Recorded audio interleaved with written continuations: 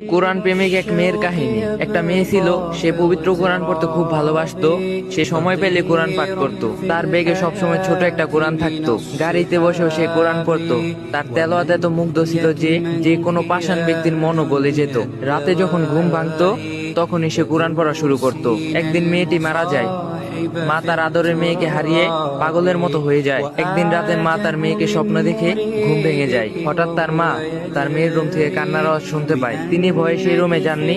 পরের দিন সকালে তার বাবাকে জানান, কিন্তু সে বিশ্বাস করে না। পরের দিন সকালে তার মা আবারও সেই কান্নার আওয়াজ শুনতে পায়। তারপর তার বাবাকে বলে, বাবাও শুনে ভয় পেয়ে যায়। তারপর সকালে এই ঘটনাটি মসজিদের ইমাম সাহেবকে বলে। তারপর ইমাম সাহেব এই ঘটনাটি যাচাই করার জন্য ওই মেয়ের বাসায় এক রাত থাকে। রাত একটা বাজতে না বাজতেই সবাই সেই কান্নার আওয়াজটা শুনতে পায়। মনে হচ্ছিল অনেকজন মিলে কান্না করতেছিল। তখন ইমাম সাহেব কেঁদে ফেললেন আর বললেন, এটা ফেরেশতাদের কান্নার আওয়াজ। মেয়েটি প্রতি রাতে এই সময় কোরআন তেলাওয়াত করত, যা শুনতে ফেরেশতারা এখানে আসতো। এখন তারা মেয়েটিকে না দেখতে পেয়ে তারা প্রতি রাতে এই সময় এসে কান্না করে। মহানবী সাল্লাল্লাহু আলাইহি সাল্লাম বলেছেন, কোরআন পাঠ দক্ষ ব্যক্তি উচ্চ মর্যাদা সম্মান ফেরেশতাদের সঙ্গী হবে। আল্লাহ আমাদের সবাইকে এইভাবে কোরআন তেলাওয়াত করার তৌফিক দান করুক।